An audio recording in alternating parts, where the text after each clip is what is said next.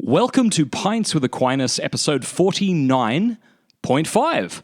I'm Matt Fradd. You know, I do these 0.9 in the middle of the regular weekly episodes when I want to showcase something a little different to our regular format.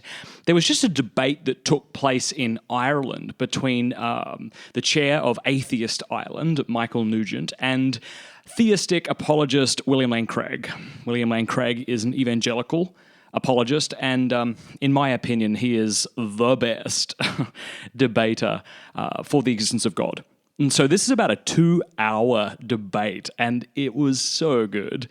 And so I share it because Pints with Aquinas is really about helping you and I realize the rational basis that undergirds our Christian faith. And, of course, Aquinas is very concerned with arguing for the existence of God. And Craig has 5 arguments that he shares. None of them are Aquinas' arguments. Well, there's differences between the arguments Craig gives that are similar to Aquinas' arguments. Nevertheless, it'll help you, I think, argue and reason with your friends who might be atheist or agnostic. You can learn more about William Lane Craig at his website, reasonablefaith.com. And I will put a link in the show notes to the video of this debate if you'd like to watch it. God bless, and I will still chat with you at our regular time on Tuesday. So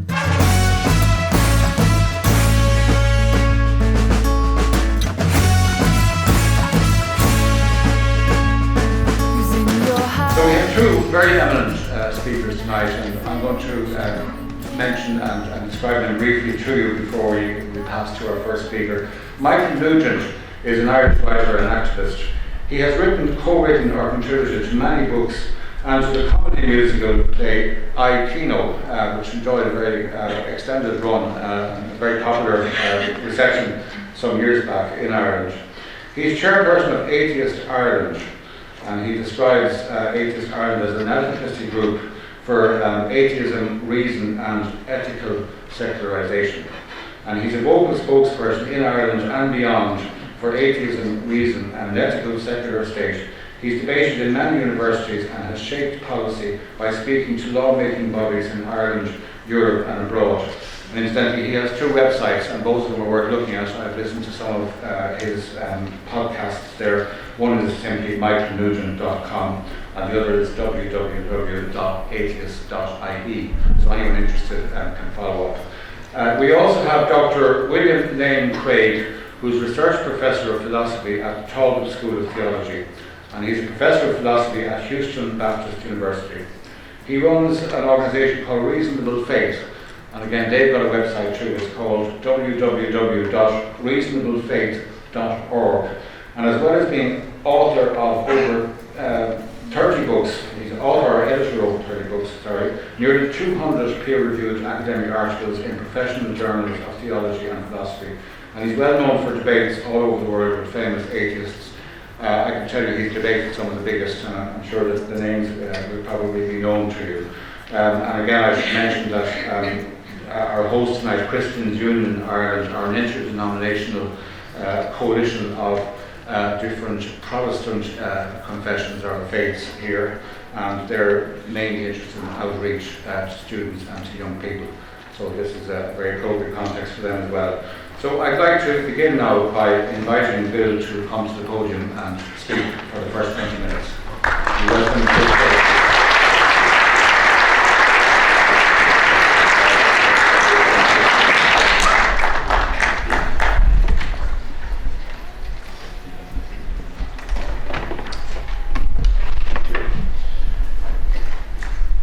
Good evening. Let me begin by thanking the Christian Union for inviting me to participate in tonight's debate. Jan and I have visited Ireland decades ago, and so we were very grateful for the invitation to come back and participate in this event. And I'm also grateful to Mr. Nugent for his willingness to participate. Now, in tonight's debate, I'm going to defend 2 basic contentions. First, there are good reasons to think that theism is true.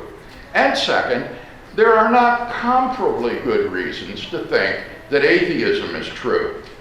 Now, I'll leave it up to Mr. Nugent to present his arguments for atheism before I respond. In this opening speech, I want to sketch briefly 5 reasons in favor of God's existence.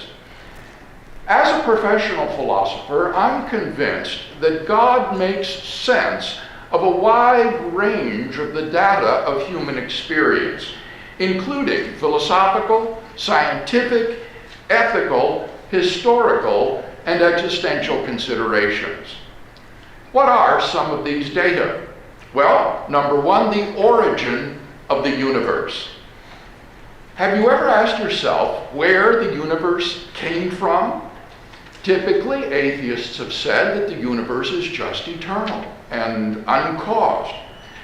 But there are powerful philosophical arguments, as well as strong scientific evidence, that the universe is not eternal in the past, but had an absolute beginning a finite time ago. Number 1, arguments based upon the impossibility of the existence of an actually infinite number of things. 2, arguments based upon the impossibility of forming an actual infinite by successive addition. 3, evidence from the expansion of the universe.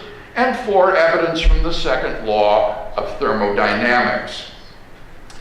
In my published work, I've unfolded these 4 considerations in considerable detail. They show that the past is not infinite, but that the universe, by which I mean all of space-time reality, had an absolute beginning a finite time ago. Fortunately, I needn't go into these arguments tonight, since Mr. Nugent elsewhere agrees that the universe began to exist. Since something cannot come into being from nothing, the absolute beginning of the universe implies the existence of a transcendent cause of the universe. We can summarize our argument thus far as follows. 1, the universe began to exist. 2, if the universe began to exist, then the universe has a transcendent cause. 3, therefore the universe has a transcendent cause.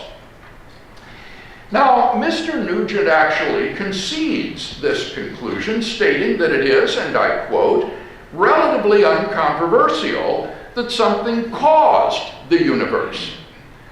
But what sort of being was it?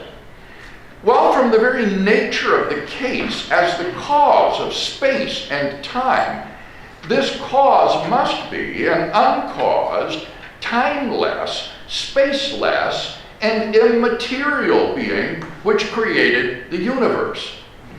Moreover, it must arguably be personal as well. As Oxford philosopher Richard Swinburne points out, there are 2 types of causal explanations. Explanations in terms of natural laws and initial conditions, and explanations in terms of personal agents and their volitions. For example, if I walk into the kitchen and ask Jan, why is the kettle boiling?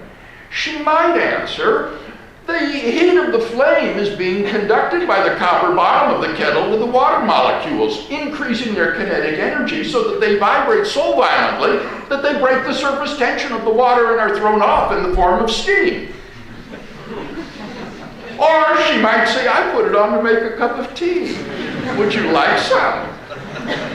Each is a perfectly legitimate form of explanation. Indeed, in certain contexts, it would be wholly inappropriate to give the one rather than the other.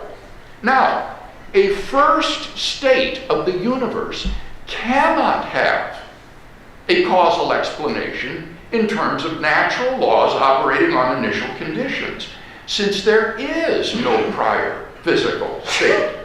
But it can be accounted for in terms of a transcendent personal agent and his volitions, an unembodied mind. And thus we are brought not merely to an uncaused cause of the universe, but to its personal creator. Number two, a life-permitting universe. In recent decades, scientists have been stunned by the discovery that the initial conditions of the Big Bang were fine-tuned for the existence of intelligent life with a precision and delicacy that literally defy human comprehension. It's important to understand that the term fine-tuned does not mean designed, much less designed for man. The expression is a neutral term used by secular scientists, which doesn't say anything about what the purpose of the universe is or how the fine-tuning is best explained. Fine-tuning just means that the range of life-permitting values for the fundamental parameters of the universe is extremely narrow. These parameters are of two sorts. First, when the laws of nature are expressed as mathematical equations, you find appearing in them certain constants like the gravitational constant. These constants are not determined by the laws of nature. Second, in addition to these constants, you find certain arbitrary quantities which are just put in as initial conditions on which the laws of nature operate. For example, the amount of entropy in the universe. Now, all of these constants and quantities fall into an incomprehensibly narrow range of life-permitting values. Were these constants or quantities to be altered by less than a hair's breadth, the delicate balance would be destroyed and life would not exist. We now know that life-prohibiting universes are incomprehensibly more probable than any life-permitting universe. Now, there are three possible explanations of the extraordinary fine-tuning in the scientific literature: physical necessity, chance, or design. Now, it can't be due to physical necessity, since, as we've seen, the constants and quantities are independent of the laws of nature. So, could the fine-tuning be due to chance? The problem here is that the odds that all of the constants and quantities would fall by chance into the tiny life-permitting range are so infinitesimal that they cannot be reasonably faced. Therefore, the proponents of chance have been forced to recur to a remarkable metaphysical hypothesis: the multiverse. According to this hypothesis, there exists an infinite number of randomly ordered, unseen, parallel universes, so that by chance alone, finely tuned universes will appear somewhere in the ensemble. There are many problems with the multiverse hypothesis as an explanation of fine-tuning, but let me highlight the most important. If our universe were just a random member of a multiverse, then we ought to be observing a very different universe than we do. Roger Penrose of Oxford University has pressed this objection forcefully. He points out that the odds of our universe's initial low entropy conditions existing by chance alone are 1 chance out of 10 to the power of 10 to the power of 123. By contrast, the odds of our solar systems coming together suddenly by the random collision of particles is 1 chance out of 10 to the power of 10 to the power of 60.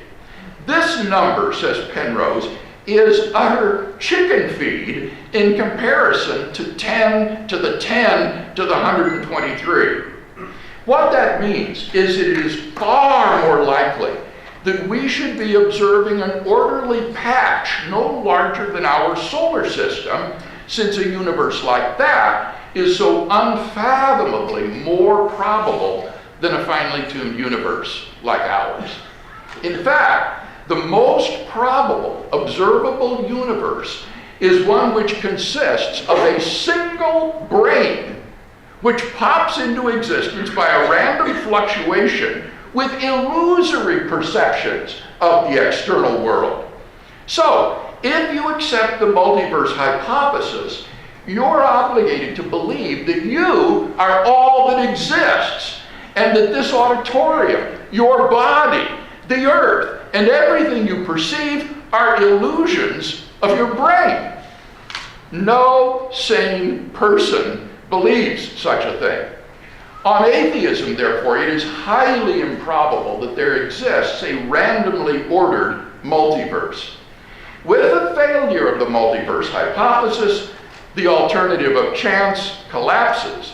Neither physical necessity nor chance provides a good explanation of the fine-tuning of the universe. Therefore, it follows the best explanation is design. Thus, the life-permitting universe implies the existence of a designer of the cosmos. Number 3, the existence of objective moral values and duties in the world.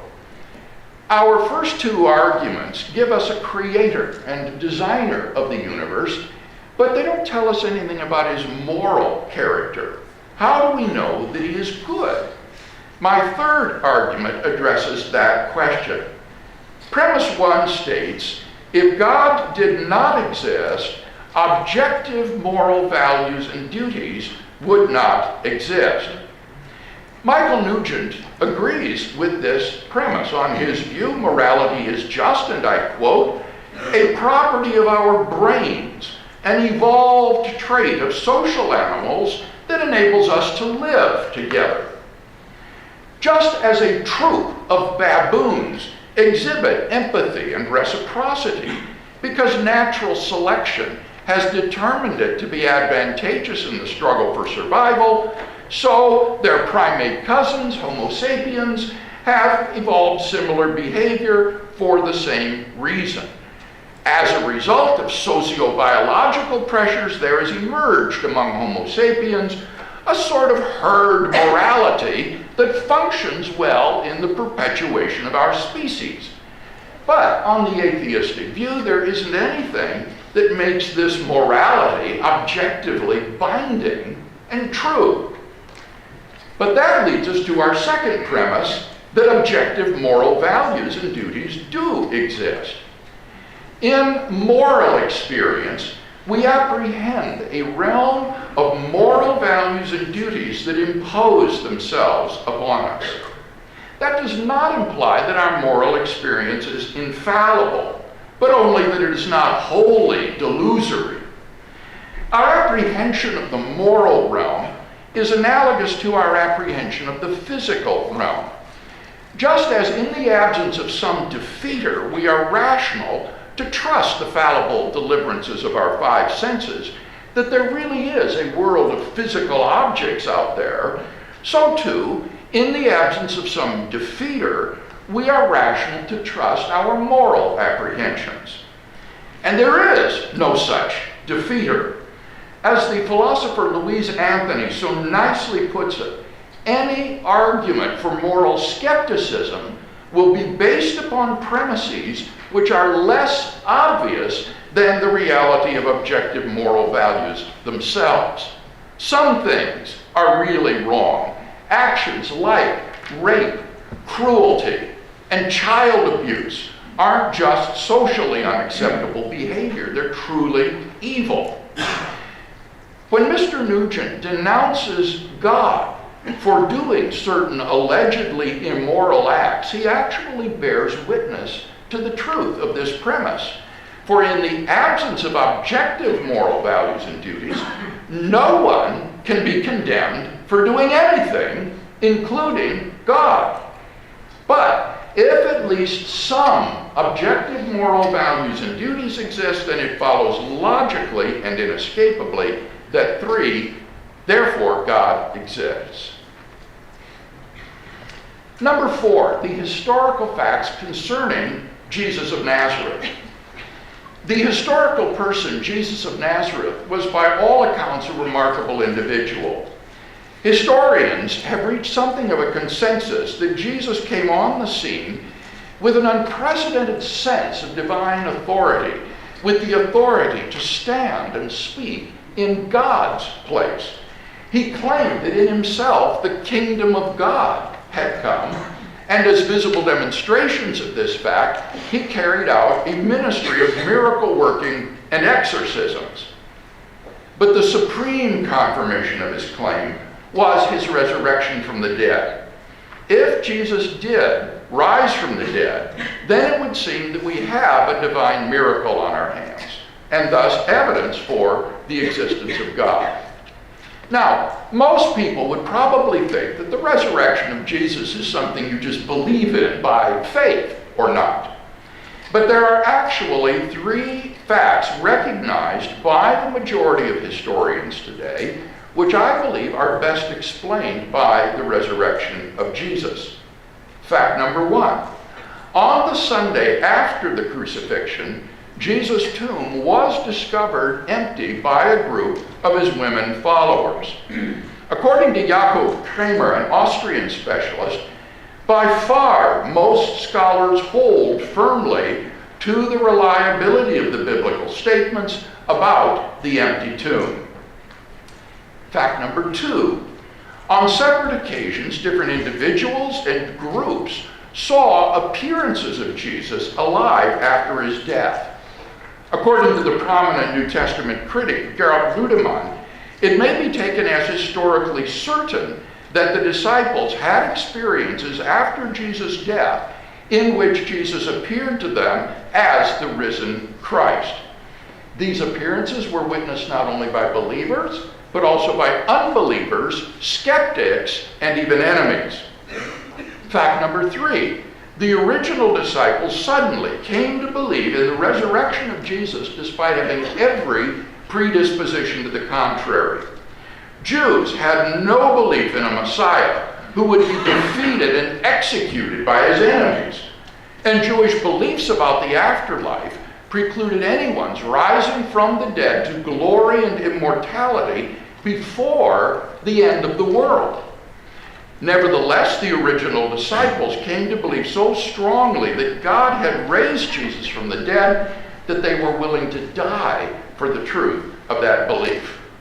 N.T. Wright, an eminent New Testament scholar, concludes, that is why, as a historian, I cannot explain the rise of early Christianity unless Jesus rose again, leaving an empty tomb behind him. Attempts to explain away these 3 great facts, like the disciples stole the body or Jesus wasn't really dead, have been universally rejected by contemporary scholarship. The simple fact is that there just is no plausible, naturalistic explanation of these facts. And therefore, it seems to me, the Christian is amply justified in believing that Jesus rose from the dead and was who he claimed to be. But that entails that God exists. And thus we have a good inductive argument for the existence of God from the resurrection of Jesus. Finally, number 5, the personal experience of God. This isn't really an argument for God's existence. Rather, it's the claim that you can know that God exists wholly apart from arguments simply by personally experiencing him. This was the way that people in the Bible knew God. As Professor John Hick explains, God was known to them as a dynamic will, interacting with their own wills, a sheer given reality, as inescapably to be reckoned with as destructive storm and life-giving sunshine. To them, God was not an idea adopted by the mind, but an experienced reality that gave significance to their lives. Now, if that is the case, there's a danger that arguments for God could actually distract your attention from God himself. If you're sincerely seeking God, then God will make his existence evident to you. The Bible promises, draw near to God, and he will draw near to you. We mustn't so concentrate on the arguments that we fail to hear the inner voice of God speaking to our own heart. For those who listen, God becomes a personal reality in their lives. So, in conclusion then, we've seen 5 good reasons to think that God exists.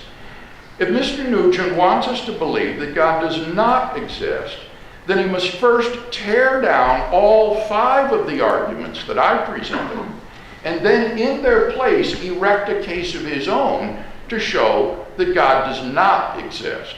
Unless and until he does that, I think that theism is the more plausible worldview.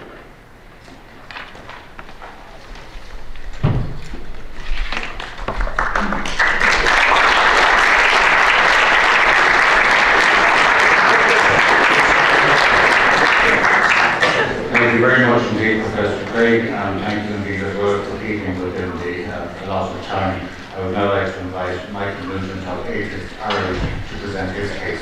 Michael.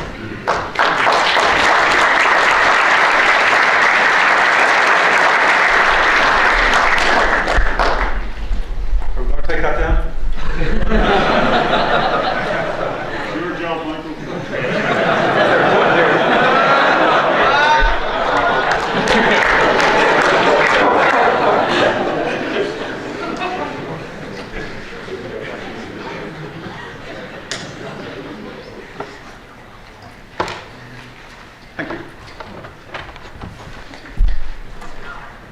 Okay, thank you. I'd like to welcome Bill to Ireland. He's a sincere advocate for his beliefs.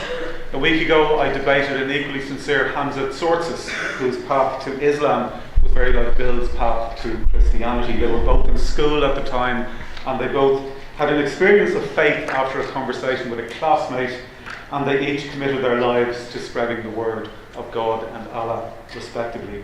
Now, both Bill and Hamza know that their gods exist because of faith, and they're both using reason to help to lead people to a personal truth that they both know by faith, and they're both good, sincere people, and at least one of them, if not both, are mistaken.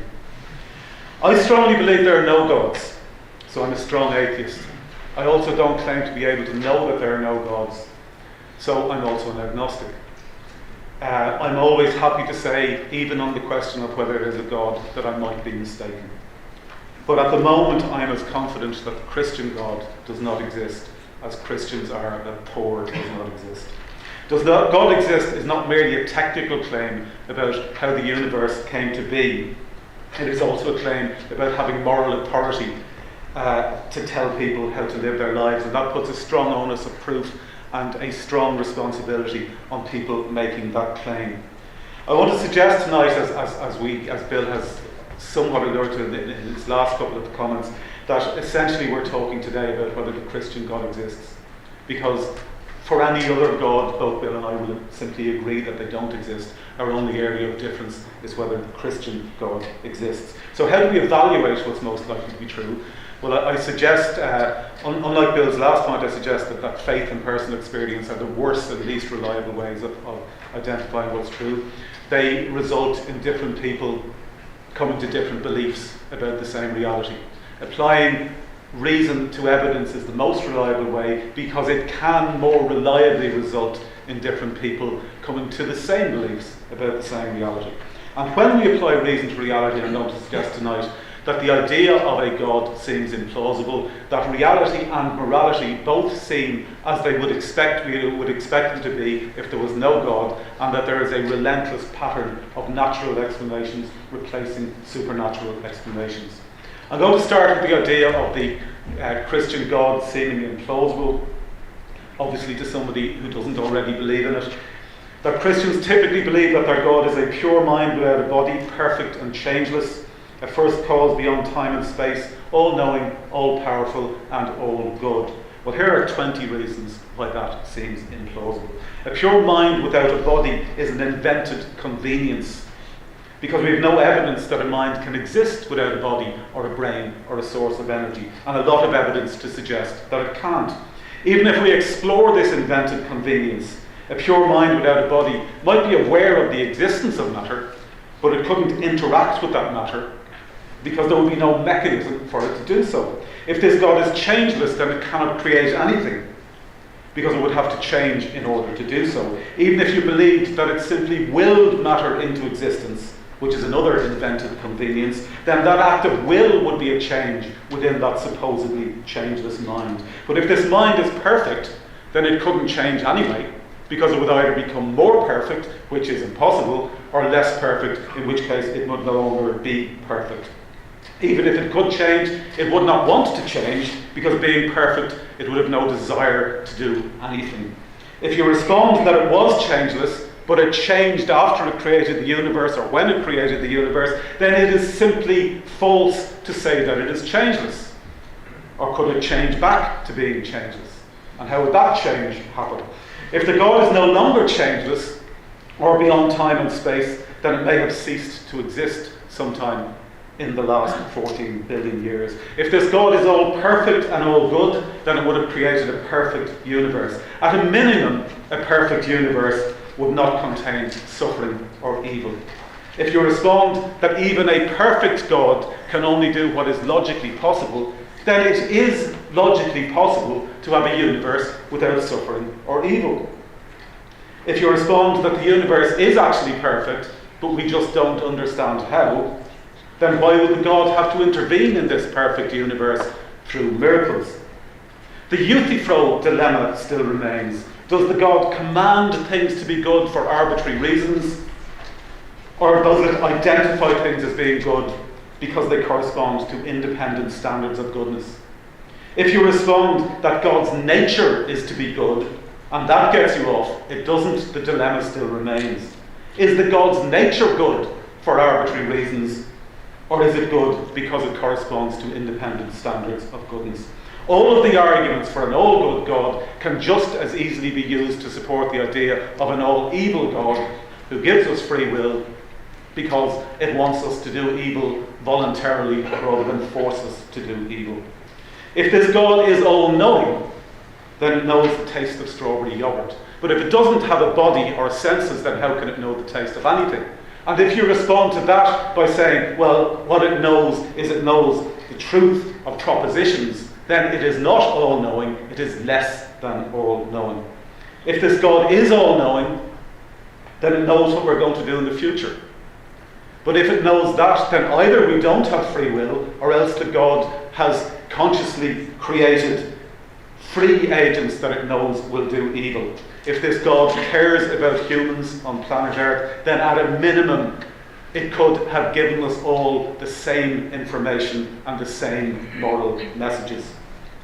And finally, let me remind you that all of this is just exploring hypothetically an invented convenience, which is that there can be such a thing as a pure mind without a body, or a brain, or a source of energy. And you have to justify that before you move on to all of the supposed attributes.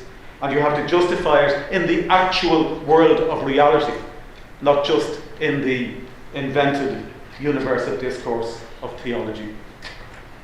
The second set of arguments that I want to make is that reality looks like we would expect with no God. Here are 10 reasons why.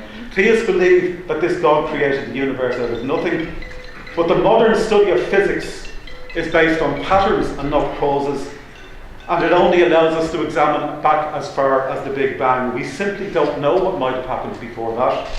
Our universe, or any number of others, might have begun or might be eternal. Theists believe that this God created the universe with a purpose, but we don't see the universe moving towards any purpose. What we mostly see is impersonal forces pushing and pulling particles around, and mostly moving towards a state of increasing disorder. Theists believe that this God fine-tuned the physical constants of the universe to allow life. But while these constants do allow life, they don't seem to be related to that, or indeed any purpose. And in any case, from a theistic point of view, life has nothing to do with physical constants. It's spiritual. It could exist alongside any set of physical constants, or even without any physical matter at all. The whole point of theism is that our life is not bound to our physical bodies or physical constants, but is spiritual in nature. Indeed, if you believe that this God is a pure, bodiless mind, and if you also believe that matter cannot come from nothing, then the most rational theistic conclusion to come to would be that the God has spawned other pure, bodiless minds, and that matter itself is an illusion. Theists believe that this God has a special relationship with human beings on planet Earth. But we see a universe that is incredibly wasteful for such an imagined purpose. If it exists, this human-focused God has wasted almost all of time and space in its human-focused plan. Our observable universe is 92 billion light years in diameter and expanding. It has over 100 billion galaxies, each of which has 100 billion stars like our sun. We don't know how far our universe extends beyond the observable region. We don't know whether it is spatially finite or infinite, or if other universes exist that exist completely outside of it. Our observable universe is almost 14 billion years old. Life on Earth began about 3.8 billion years ago. Human life began about 200,000 years ago. The Abrahamic God supposedly revealed itself to human beings about 4,000 years ago. That's 4,000 years out of 14 billion years. For context, the astronomer royal Sir Martin Rees once compared the lifespan of our sun to a human being walking across America from New York to California. He said that on that scale, all of recorded human history would be 4 or 5 steps somewhere in the middle of Kansas, which, as Professor Rees put it, is hardly the apex of the journey. Theists believe that this God created human life as more special than other life. But we know that we are just one evolved species among many. There have been 5 billion species on Earth. 99% of them are extinct. Humans are one of the remaining 50 million species that currently share this tiny planet. We cannot live outside of the planet without the aid of technology. On the planet, we can only live on a small part of the planet's surface. The part that we can live on has earthquakes and volcanoes and tsunamis. We can die within seconds of being deprived of oxygen or for any other number of reasons. We can believe things and we can do things that are counterproductive to our survival. And those of us who do the fewest things that are counterproductive to our survival are the ones who survive. We have, however, evolved a capacity to apply reason to evidence. And that enables us to understand more about how the universe operates naturally. We can design models of reality to help us to understand how actual reality might work. And this provides us with fantastically reliable predictions about reality, particularly when contrasted to the utter unreliability of theistic beliefs. And this is enabling us to gradually move beyond earlier beliefs about supernatural agency. Whatever the specific mechanisms might be involved, human life is as we would expect it to look if there was no God, if there was natural evolution. Yet with astounding self-importance and grandiosity, many humans still believe that we, alone on our planet, alone in our galaxy, and alone in the universe, are the only living beings with God-given immortal souls. I want to move on now to the issue of morality. And I'm going to suggest that morality is also as we would expect it to be if there was no God. Again, here are 10 reasons why. Firstly, what do I mean by morality? An outcome is bad, and I believe objectively so, if it harms a sentient being, and an action is objectively wrong if the agent unjustly harms a sentient being. In any given situation, it can be easy or difficult to know what the right or wrong thing to do is. Now, if there was an all-knowing, all-perfect, all-good God that was the source of morality and that cared about human beings on planet Earth, at a minimum you would expect that he would be able to give us all the same moral message. And we would see throughout different parts of the world and different parts of history everybody having the same sense of morality. If there was no God, what we would expect to see is that different sets of people at different times and at different places in the world would be evolving different sets of morality, different codes of morality, and that is indeed what we do see. So in parallel to applying reason to the evidence of reality, in order to try to understand what is objectively true about reality, we can also try to apply reason to the evidence of our behaviour to try to understand what is true about morality. And it is simply false to suggest that we need the assistance of a God to do that. There are many approaches to moral philosophy that do not invoke gods. I'm going to give you one plausible model. Morality has evolved in the brains of social animals, including humans, because both cooperation and competition are useful to survival. When parents look after their children, those children are more likely to grow up.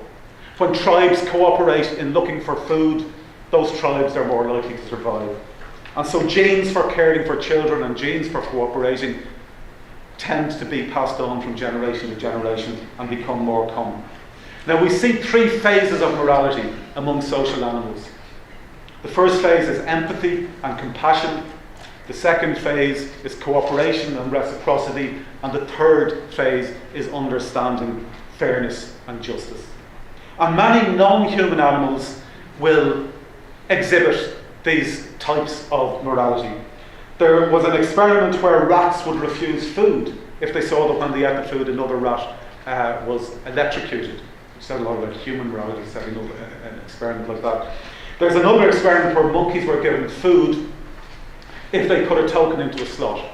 Some monkeys couldn't figure it out. Another monkey would take their token, put it in the slot, and when the food comes out, give the food to the monkey that couldn't figure out the mechanism. But aside from that, humans and some other animals have a greater capacity for more nuanced morality because we have a greater capacity for reason. We can know that something is wrong because we can understand that it causes unjustified harm. So our sentience and our consciousness and our ability to reason give us a special role in sharing our lives with those who we share our lives on this planet, in that our behaviour has consequences for other living beings, but does not give us a special place in the universe as a whole. Now, I subscribe to a variation of John Rawls' social contract theory of morality. And what that is essentially is how would a perfectly rational set of people design principles of justice for a society if we don't know in advance what position we would hold in that society. We don't know whether we'd be rich or poor, we don't know whether we'd be male or female, we don't know whether we'd be healthy or sick. And that veil of ignorance forces us to be impartial and to develop just, universally just principles. Now, my personal addition to that theory is that we also should not know what species we would be. Because I believe that one of the greatest injustices in our world, morally, is how we treat non-human animals. Every year we kill over 50 billion farmed animals and up to 1 trillion fish, and these sentient beings suffer unjustly for our convenience, and our slaughter of them is an ongoing moral atrocity. In any given circumstance, it's already hard enough to understand and figure out what the right balance is between empathy and compassion and cooperation and reciprocity and fairness and justice. But religion corrupts this already difficult process by adding in imagined, supposedly supernatural commands that are unrelated to the requirements of morality. And so you see verse 24:2 of the Quran saying, flog adulterers 100 times each, and do not let your compassion stop you. Because clearly there were some early Muslims who realised that this punishment was disproportionate and immoral, and so they had to be told, and do not let your compassion stop you. And you get Deuteronomy and 1 Samuel in the Bible, where the Christian God repeatedly commands the Israelites to attack the cities of other tribes and to show them no compassion and to completely destroy them, putting to death man, woman, child and infant, and leaving nothing alive that breathes. And you get otherwise good people like Bill here, who I genuinely respect as a good person, defending this act of slaughter because of his religious belief, on the grounds that it is good because God commanded it, even though it would have been bad if God had not commanded it.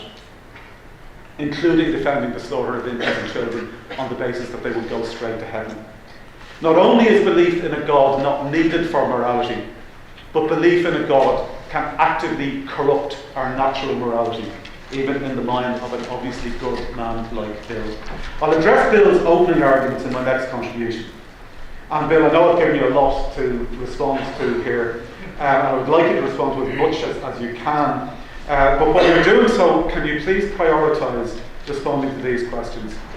Is it possible that you might be mistaken that the Christian God exists? If so, what evidence would convince you? And I'm happy to say I might be mistaken about my belief on it.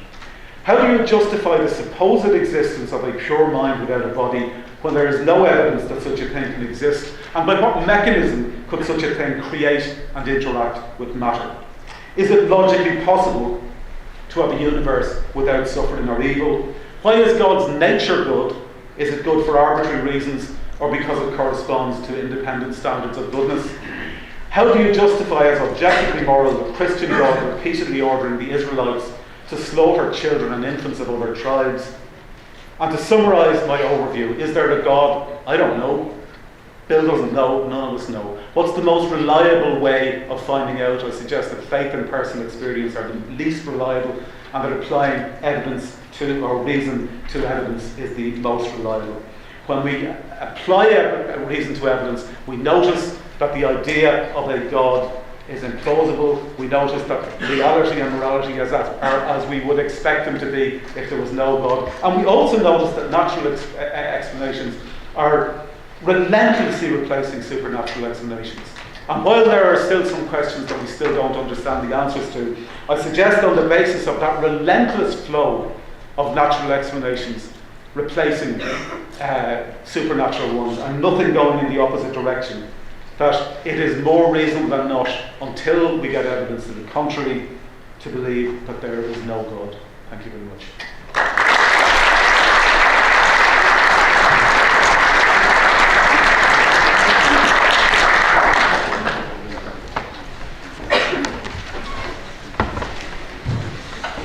Thank you very much, Steve.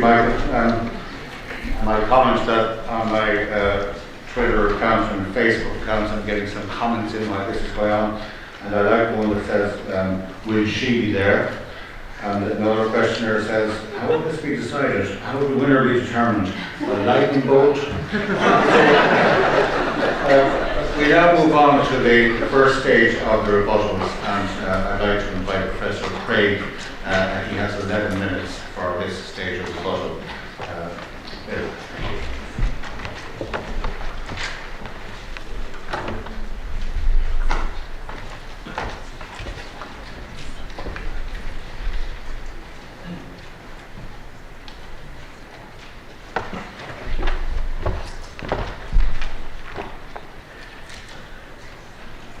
You'll recall that in my opening speech I said I would be defending two major contentions in tonight's debate.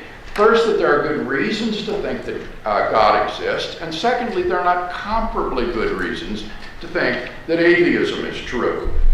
In his opening speech, Mr. Nugent presented at least 5 atheistic arguments.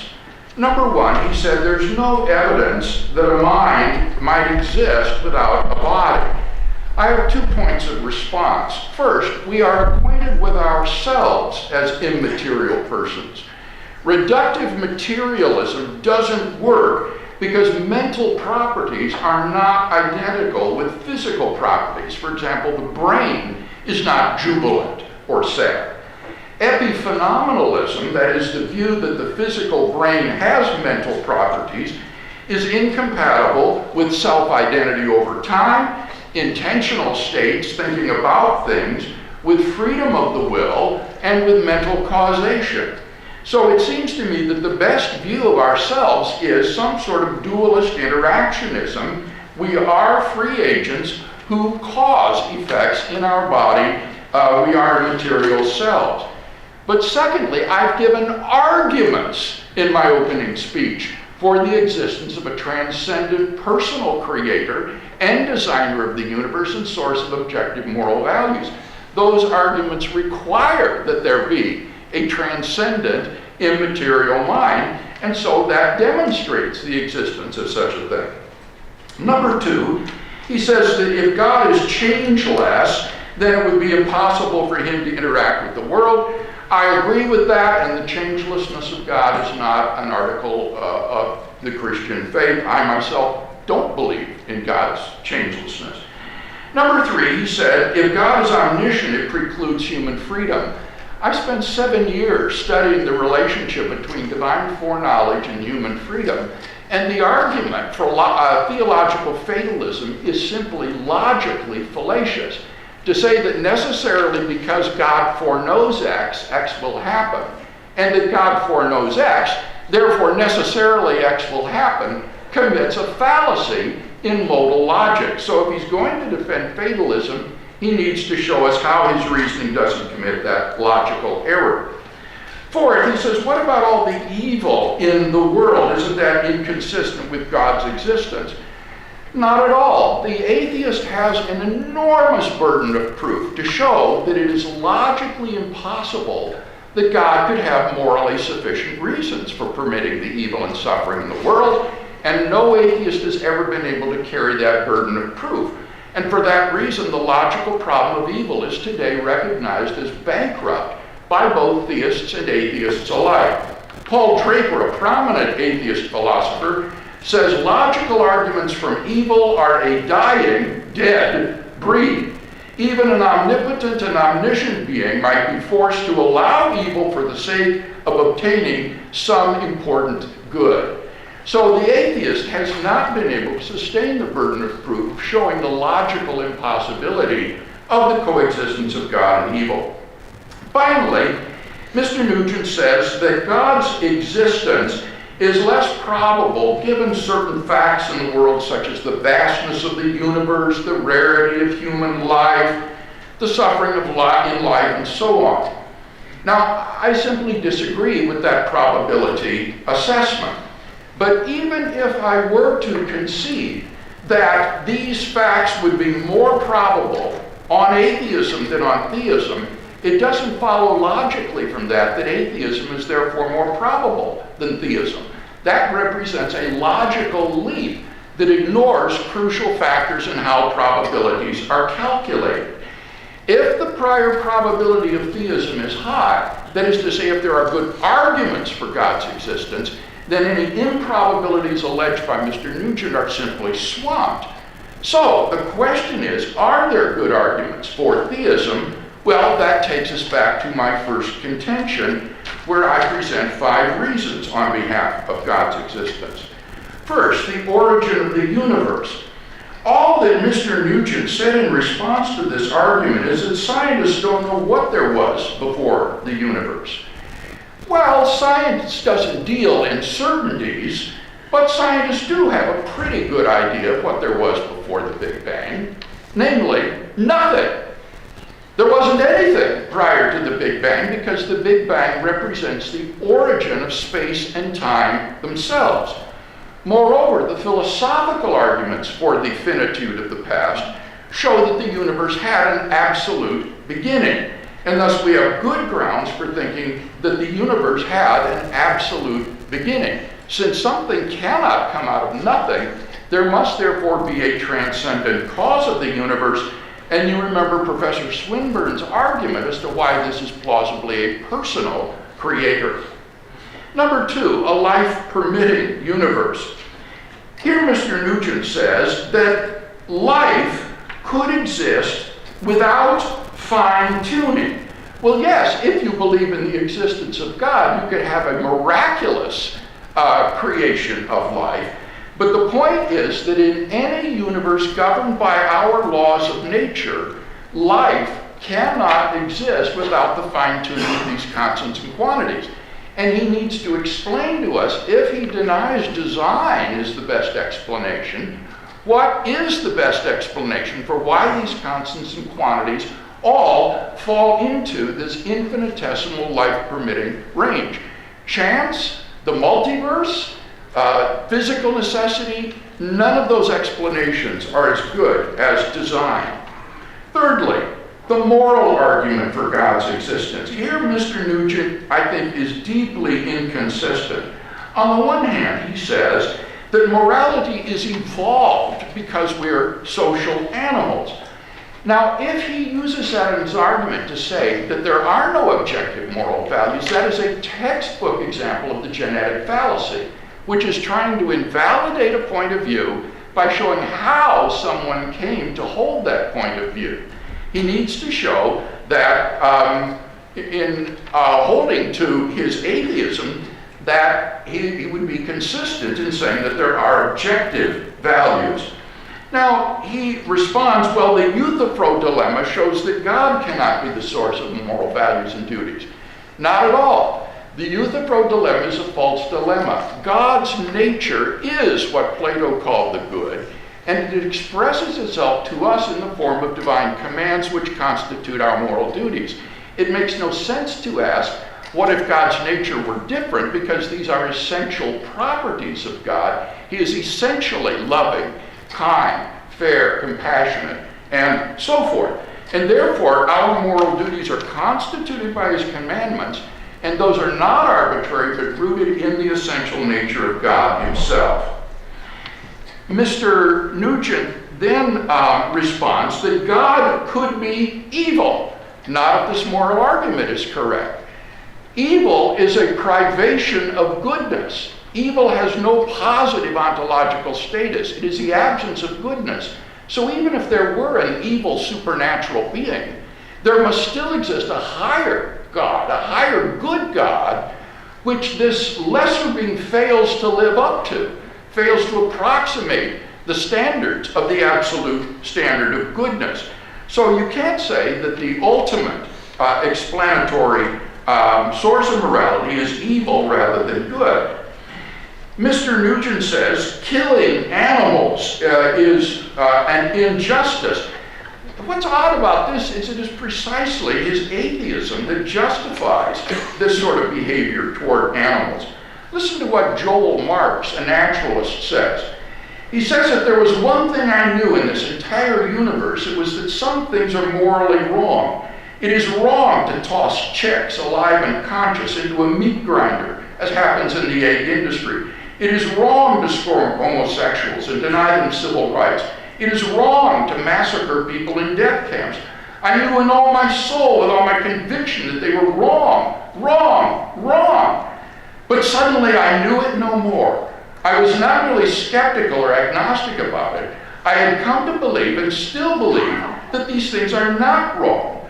I used to think that animal agriculture was wrong. Now I will call a spade and declare simply that I very much dislike it and want it to stop. I am simply no longer in the business of trying to derive an ought from an is. The point is that without God to serve as the absolute standard of good and evil, right and wrong, you are lost in moral relativism, and you are landed precisely in the sort of injustice that Mr. Nugent recoils from. In fact, when he condemns God for commanding things like the Israeli army to expel the Canaanites from the land, in order to condemn God for that, there must exist some objective standard of right and wrong, good and evil. Because on his view, there really isn't anything the matter with genocide. Stephen Pinker of Harvard University asks, if the distinction between right and wrong is a product of brain wiring, like Mr. Nugent believes, how can you argue that evils like genocide and slavery are wrong rather than just distasteful to us? Well, you can't, and that's what Joel Marks came to see. They're not really wrong on a naturalistic view, they're just distasteful. What then is the problem with the Old Testament command? Well, the problem would have to be that there's some inconsistency between God's being all good and his issuing that command. But I have shown and argued that there is no such inconsistency. I show this in Question of the Week number 16 on our website, and no one has yet tried to refute that demonstration. If Mr. Nugent wants to do more than make emotional appeals and rhetorical ploys, he needs to come to grips with that argument. We've heard nothing about the resurrection of Jesus, for which we have solid historical information. As for the experience of God, I would deny that the Islamic God is true because there are good defeaters of Islam, good rational objections to it, But I do not think, and we have not heard, comparable objections to Christian theism that would make me think that my Christian experience is delusory.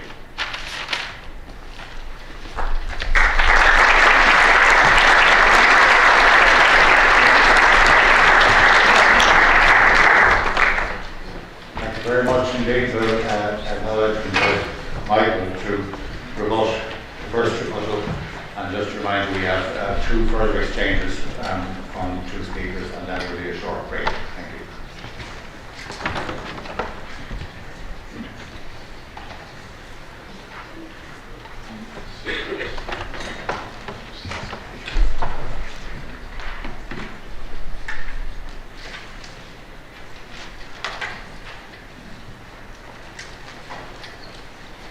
Okay, thank you.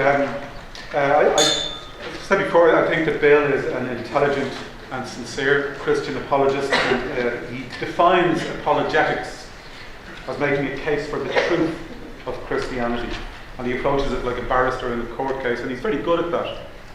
However, like any good barrister, he will sometimes engage in home team refereeing, which is applying greater scepticism to ideas that he opposes than he does to ideas that he supports. Now, that's exactly what you would want your barrister to do, but it's not what you would want your judge to do. And in this contribution, I'm going to address some of Bill's arguments, not only here, but also some of the key arguments that he makes in his books and websites.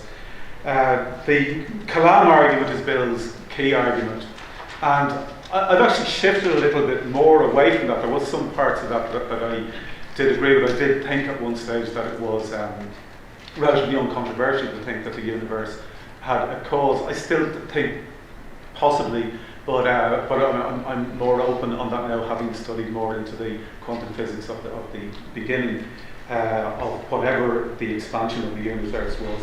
But let's take the Kalam argument, which I hope you're familiar with, that everything that begins to exist has a cause, the universe began to exist, and therefore the universe has a cause. I think that the first of those is kind of questionable, because when we say that everything begins to exist in the context of people and planets and tables and chairs, we're essentially talking about particles that already exist being rearranged, where nothing new is actually coming into existence. New particles are being rearranged into new patterns, and we're calling part of those new patterns a table or a chair or a planet. And when we go on to the question of the universe began to exist, we just don't know the answer. Our physics only brings us back to the Big Bang. Maybe it began to exist, maybe it's eternal, we don't know. I used to think that it probably did. I now don't know. But the conclusion, and this is the key thing about Kalam, that the conclusion that therefore the universe is the cause, whether it's true or not, it doesn't follow from those two premises. Because there is an equivocation about the meaning of the phrase beginning to exist. Let's look at a parallel syllogism, which I call the Kalam papal movement argument. Premise 1, bishops can only move diagonally. Premise 2, the Pope is the Bishop of Rome. Conclusion, therefore, the Pope can only move diagonally. Now, clearly we can see the flaw in that immediately. That in premise 1, the word bishop means bishops on a chess set. In premise 2, the word bishop means bishop in the Catholic Church. Now, similarly in the Kalam argument, in premise 1, begins to exist means particles that are already in existence being rearranged into new patterns.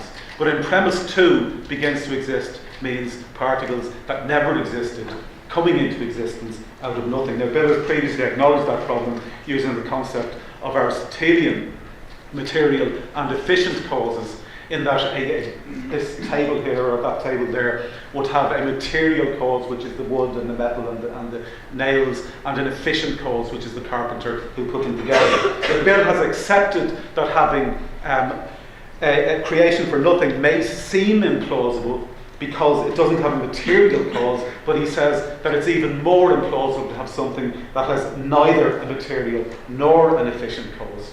But surely that's an argument for neither being true. But the key thing is that his proposed pure bodiless mind is not even a probable or plausible efficient cause, because there's no good reason to think that it exists.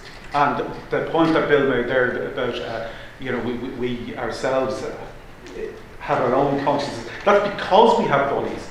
When our bodies die, our consciousness goes away, and we're essentially aware that's happening. So what it comes back to is we don't know the answer to this question, and it's not a satisfactory response to not knowing the answer to invent an answer, say that answer is also the source of human morality, and then tell us that we have to lead our lives in a certain way because of that.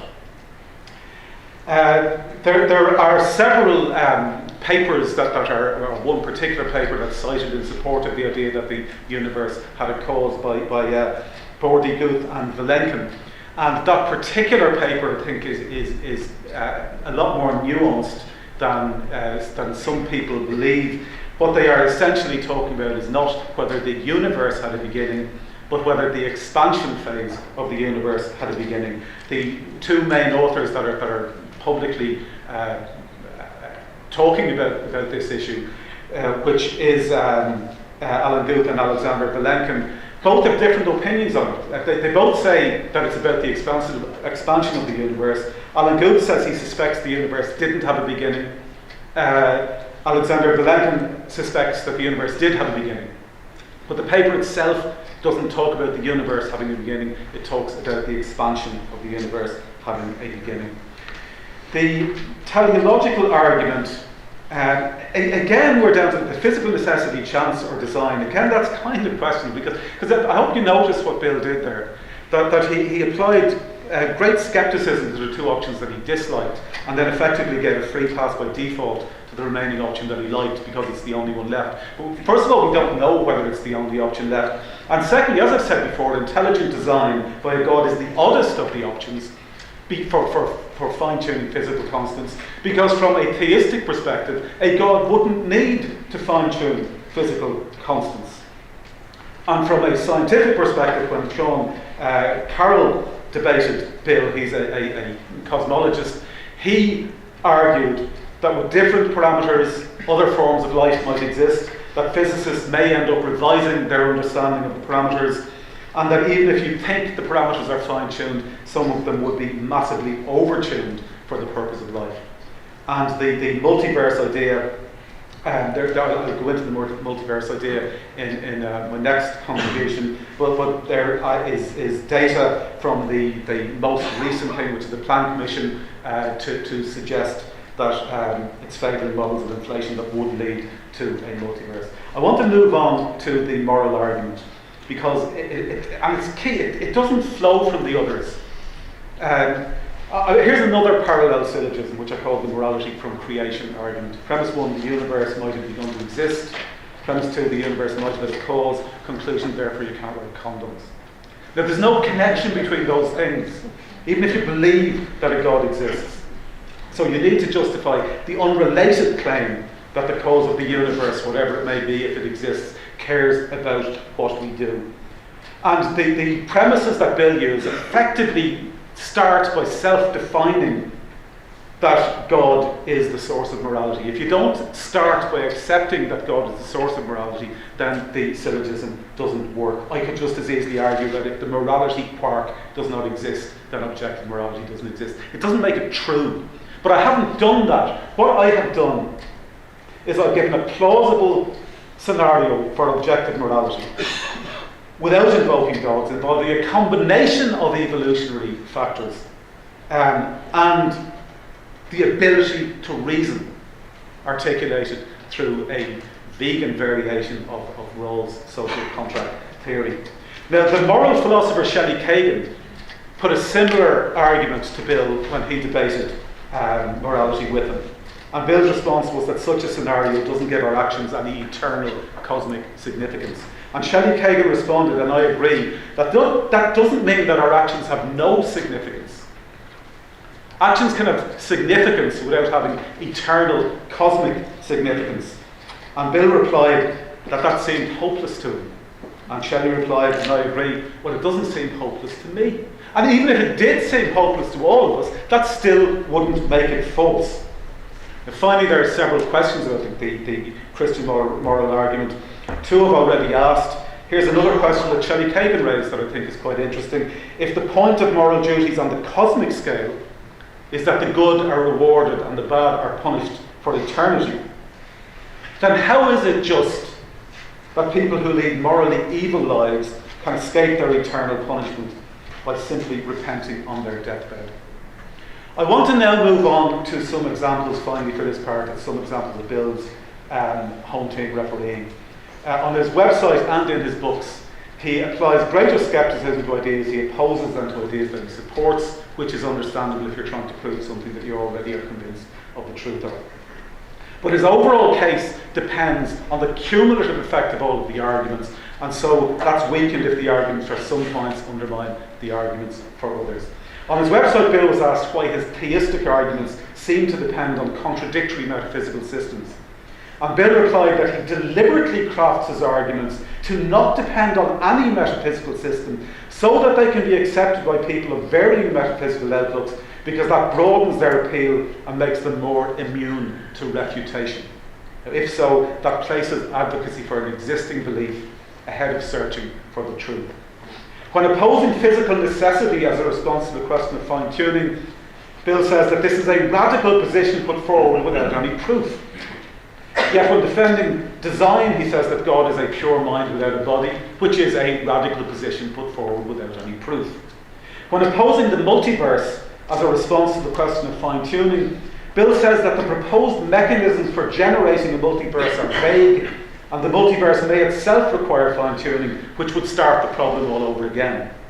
Yet when defending intelligent design and asked who designed the designer, Bill says that in order to recognise an explanation as the best, you don't need to have an explanation of the designer or of the explanation. So whether the designer has an explanation can simply be left an open question for future inquiry. Now, none of what I have said makes any of Bill's specific conclusions false, but it is a reason to be cautious about the overall case that he makes. And I will address in my next contribution the idea that faith is ultimately why Bill believes in the Christian God, and that without that faith, no amount of reason will get you there. Thank you very much.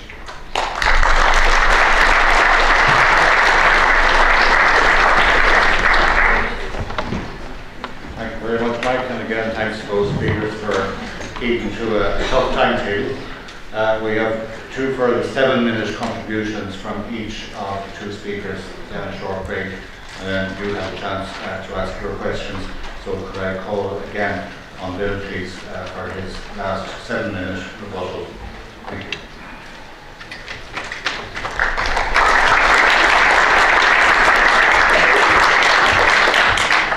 So are we going to have those PowerPoints again for this speech?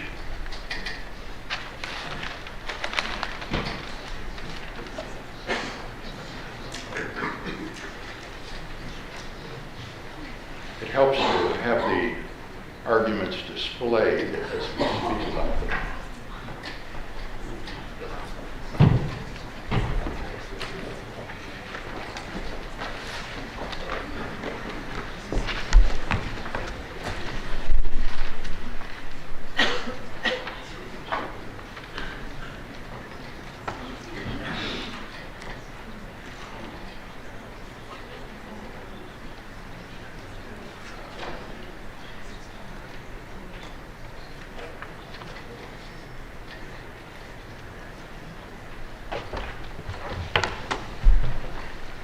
Before looking again at those 5 reasons I gave on behalf of God's existence, let's review Mr. Nugent's case for atheism.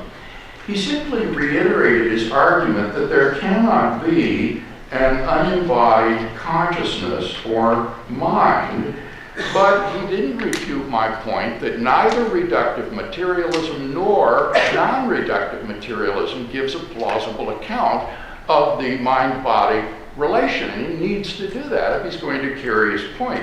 Secondly, remember, I said that my arguments prove the existence of such an unembodied mind or being, and so he needs to refute those arguments. He then dropped his arguments about divine immutability, the incompatibility of omniscience with human freedom, the problem of evil, and whether or not the vastness of the universe and so forth is more probable on atheism than on theism.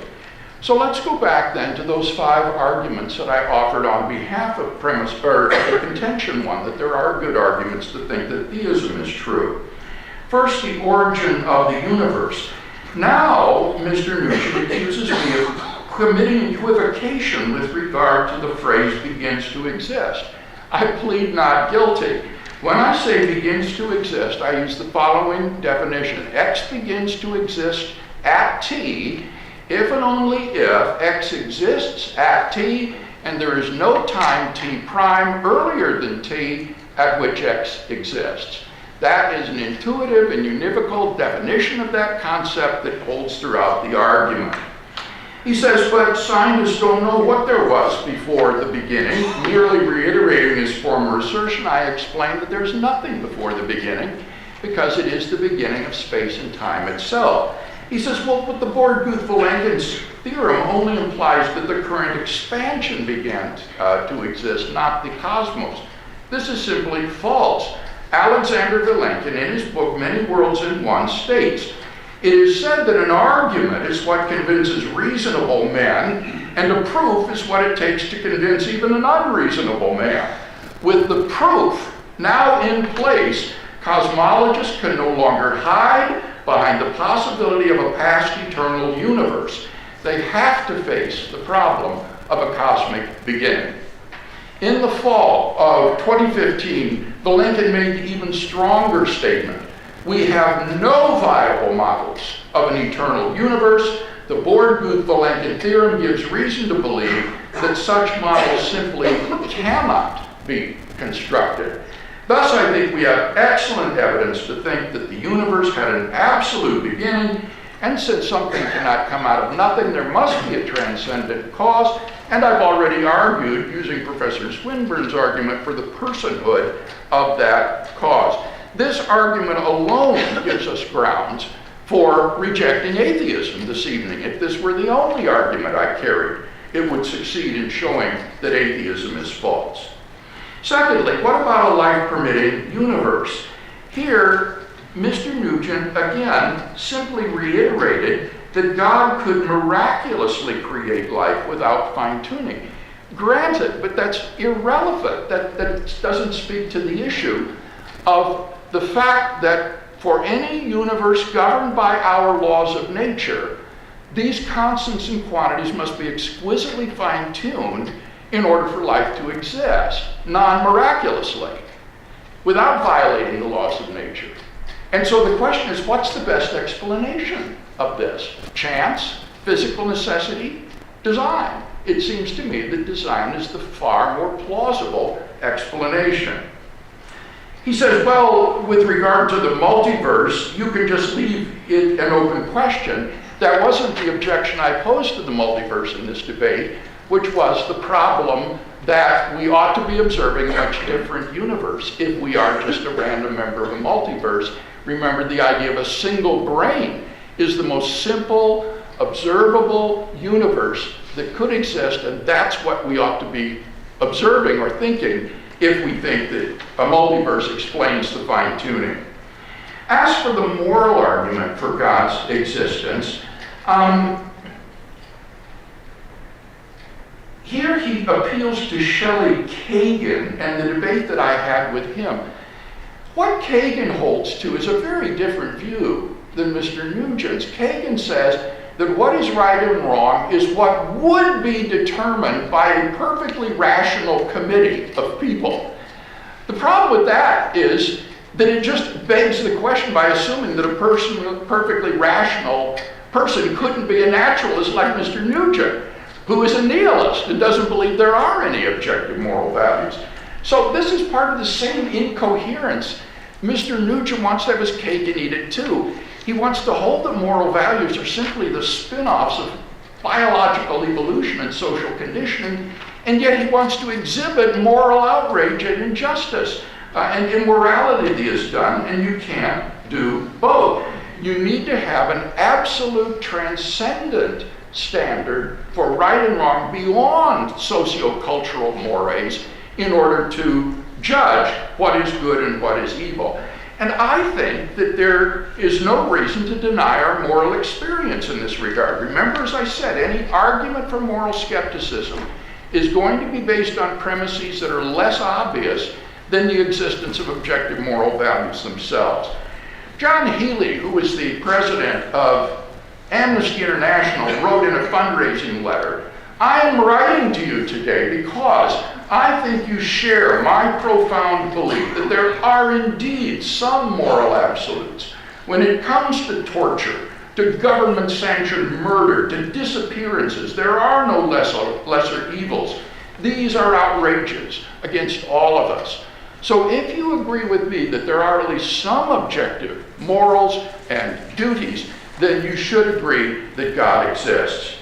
The resurrection of Jesus has gone undiscussed in tonight's debate. Remember, we saw that the majority of historians accept the three fundamental facts that undergird the inference to Jesus' resurrection, and that is why I am a Christian theist rather than a Muslim or a Jew. Finally, the experience of God. Again, he dropped the point in his last speech. I pointed out that unlike Christian experience, I think there are good defeaters of Islamic religion that make it less rational. And therefore, I think that the Christian is entirely within his rights to trust his personal experience of God unless and until the atheist is able to show that he's suffering from some psychological delusion, which Mr. Nugent certainly hasn't done tonight.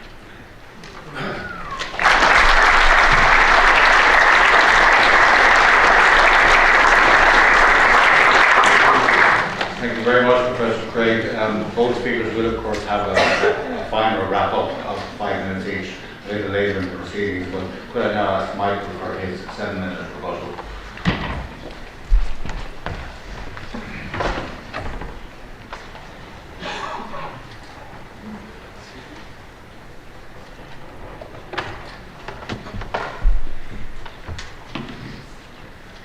Thank you. Okay, so I've asked Bill several questions. The first was, is it possible you might be mistaken that the Christian God exists? I haven't got an answer to that yet. I hope Bill will get around to it in the summary. How do you justify the supposed existence of a pure mind without a body when there's no evidence that such a thing can exist? And by what mechanism could such a thing create and interact with matter? Now, Bill referred to ourselves and our own identity, which seems to be separate from our body, but we have bodies. Without our bodies, we wouldn't have that evolved thing. It is an emergent property from the fact that we have physical properties, although we don't yet understand how it happens. How does it evolve? How can non-conscious atoms display consciousness? Well, how can non-wet atoms display wetness? It's an emergent property that we still have to understand the nature of, but it's not particularly problematic in principle. I asked, is it logically to have a universe without something and evil? Bill replied that it's not logically impossible. That wasn't the question I asked. Is it logically possible? If it's logically possible, then a perfect God should be able to do it. He said that evil is merely the deprivation of good. Yeah, but if you have the evil God, then you can say that good is merely the deprivation of evil. It's just a personal choice, whichever one you prefer. There's no stronger argument for a good God than there is for an evil God. I asked, why is God's nature good? Is it good for arbitrary reasons, or is it good because it corresponds to independent standards of goodness? Bill seems to reply that God's nature is the good. But that was essentially the answer to the previous question, which was, why does God command, or does God command things to be good? It's not the answer to the question, why is God's nature good? Still need an answer to that. How do you justify as objectively moral the Christian God repeatedly ordering the Israelites to slaughter children and infants of other tribes? You'll notice Bill didn't say that it was wrong. Still looking for a justification why Bill believes that it was right, morally good, under theism, to slaughter children and infants.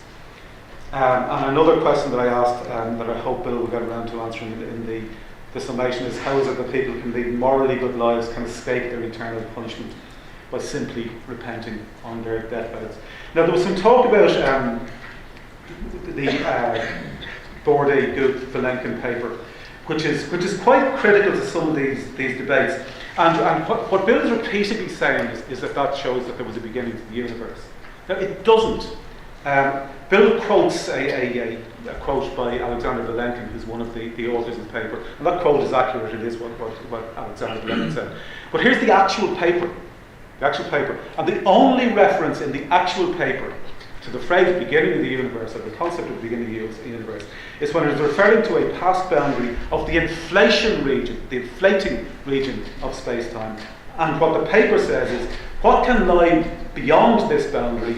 Several possibilities have been discussed, one being that the boundary of the inflating region corresponds to the beginning of the universe in a quantum nucleation event. That's all it says. One possibility that is being discussed.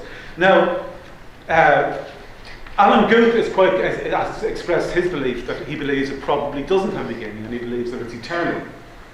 Alexander Vilenkin, Bill is right, Alexander Vilenkin has said he believes that it does have a beginning. He leans more towards it probably being a beginning, there being a beginning. But he's been more nuanced than that quote, and that quote precedes these other quotes by Alexander Vilenkin that I'm going to say. In 2010, he was asked, does it mean that the universe is a beginning? He said no, but it proves that the expansion of the universe had a beginning.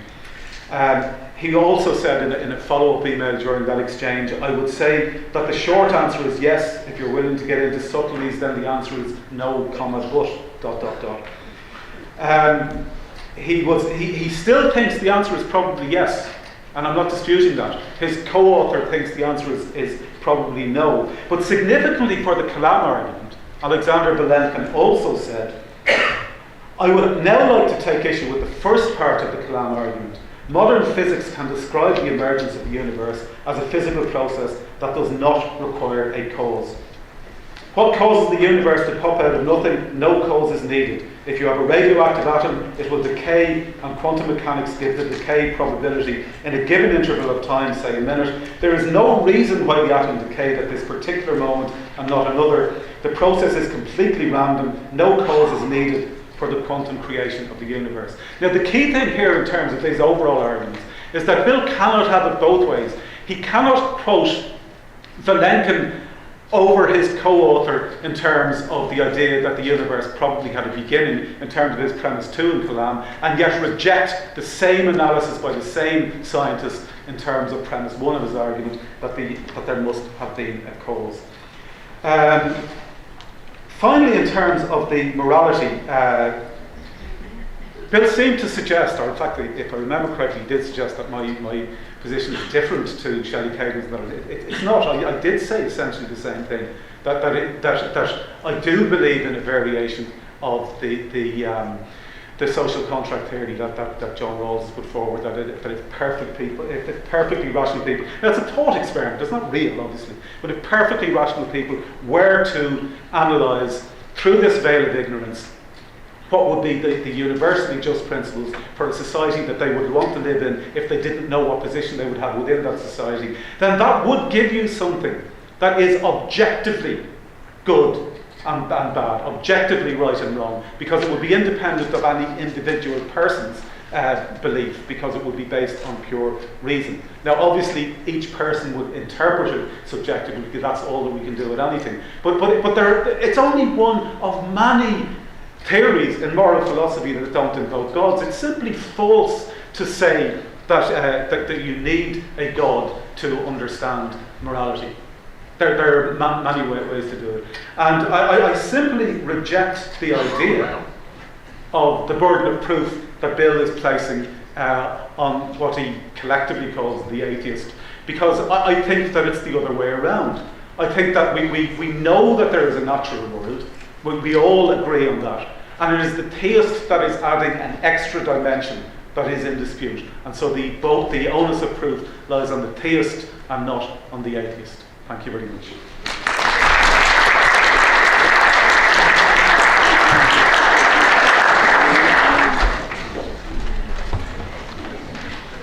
Thank you very much, Michael. Thank you for your patience collectively. At this stage, I'd like to thank both speakers, in fact, for a very reasoned and inspiring and intelligent and courteous debate. Not always the case in this particular contested area. We have a short break now of about 4 minutes. And what I'm going to say is that in terms of questions, we'd like you either to tweet your question, if you have one, to Uncover Cork, at Uncover Cork is the address on Twitter, or else to write it out in a good old-fashioned piece of paper. And please say what your question is and which speaker you want it addressed to. What is your question and who is it for? Thank you. So we're just going to proceed. So first of all, to the two final or closing statements. And could I invite Bill to start, please? Thank you very much.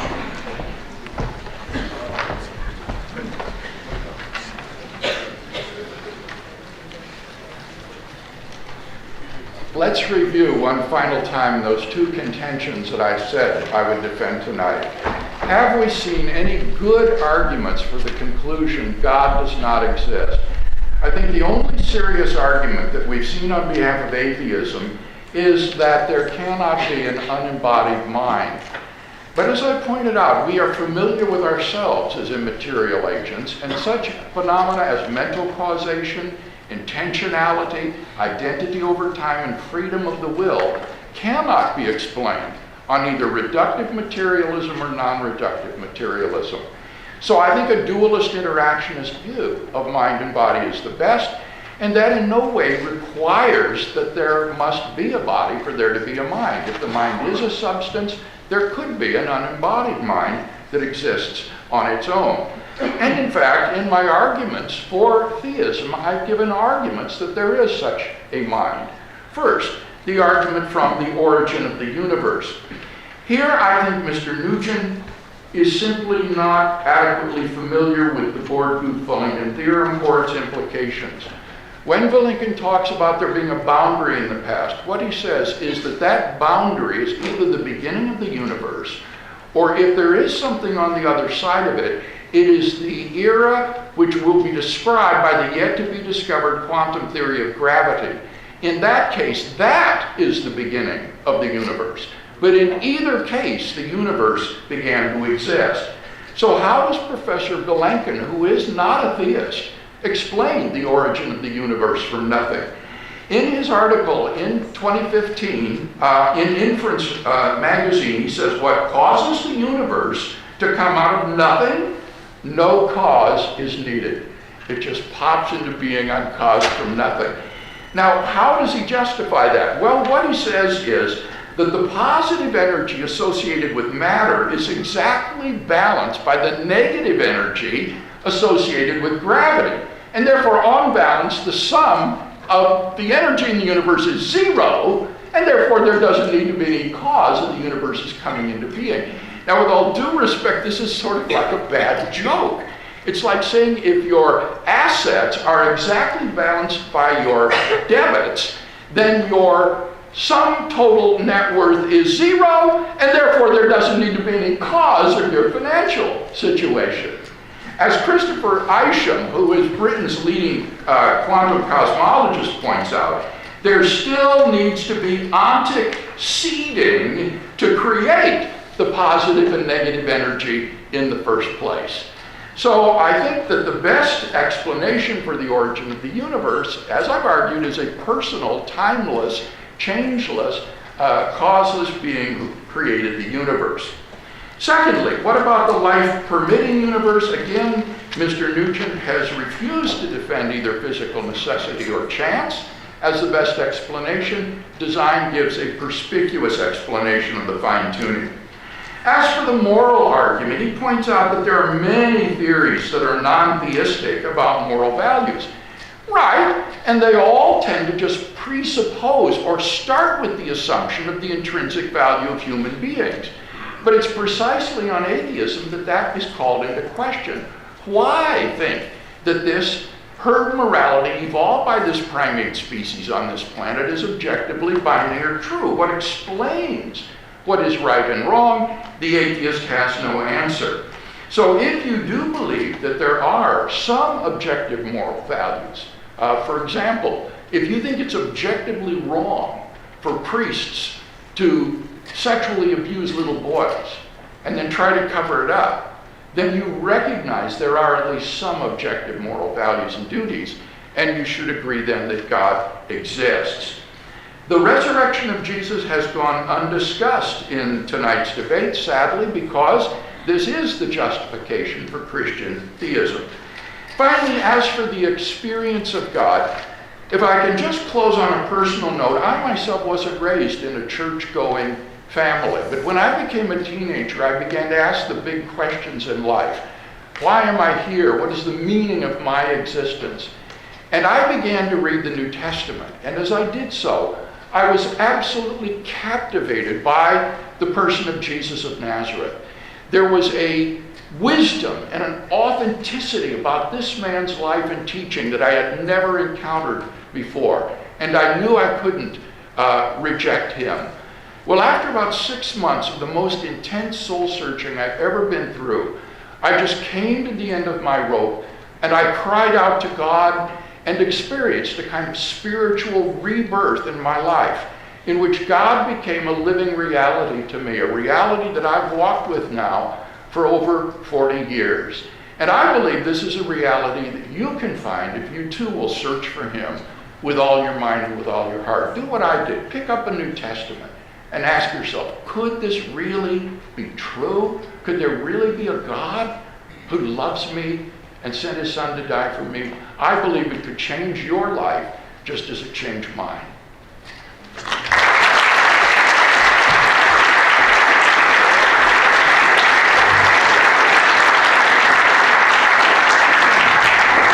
Thank you very much indeed, Professor Craig, and for his final 5 minutes, I invite Mike Nugent. Thank you.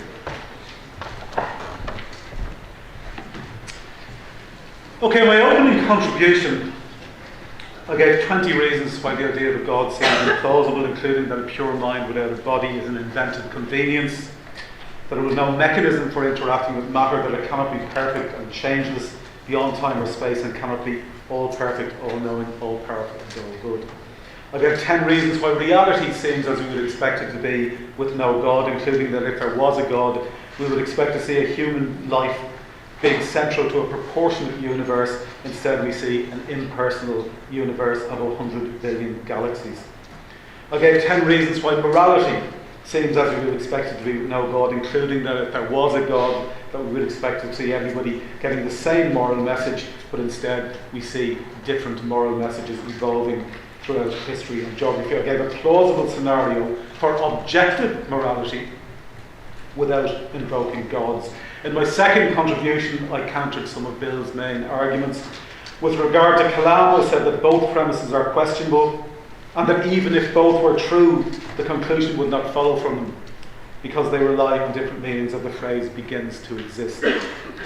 Also, I suggested that Bill uses a selective interpretation of the arguments that he uses to bolster, scientific arguments that he uses to bolster his second premise, and that the truth is that we do not know whether the universe had a beginning, and even if it had a beginning, that still wouldn't rescue the flawed logic of the Kalam argument. With regards to fine-tuning, I said that Bill has just assumed that there are only 3 explanations, has applied great scepticism to the 2 options he dislikes, and then effectively gives a free pass by default to the one that he likes. And I also cited the scientific perspective put forward by Sean Carroll when he debated Bill. With regard to the moral argument, I said the first premise begs the question by implicitly defining God as the source of morality, and that the conclusion only follows if you accept that starting definition.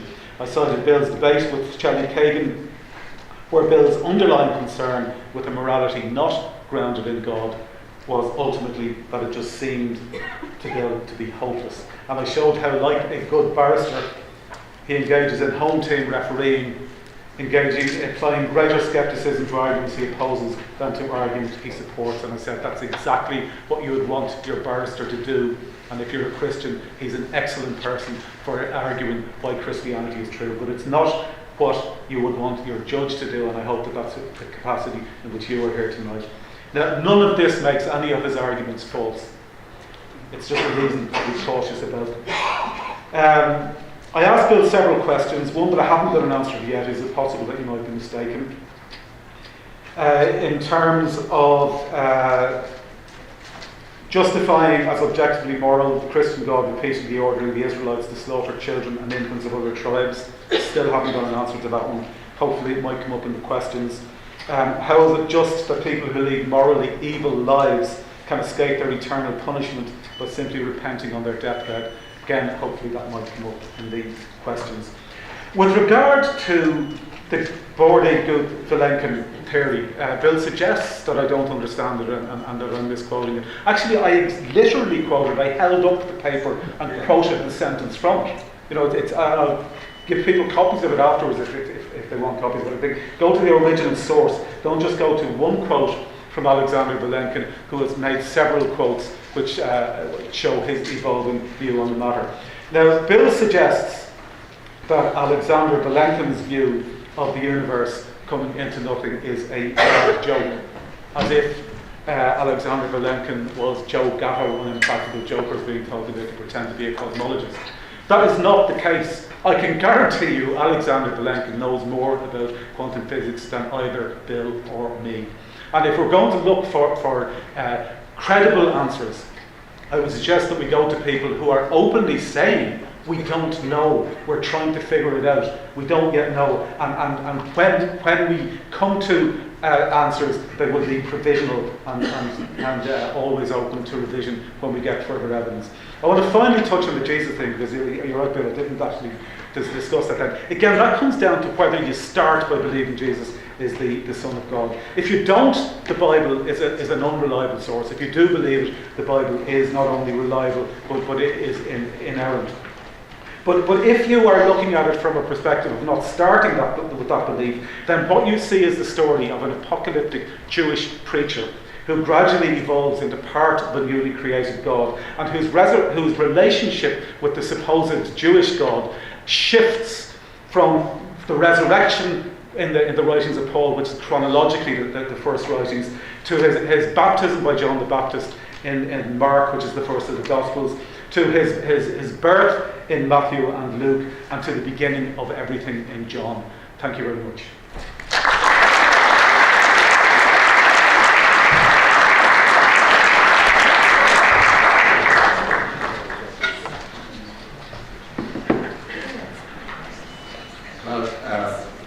That sort of concludes the formal part of the meeting, but we now have a number of questions.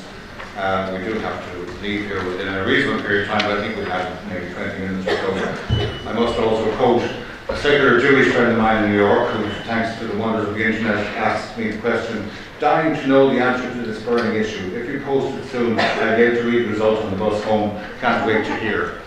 So, even in New York, they're listening. Anyway, we now come to the stage where we have questions from yourselves here in the audience.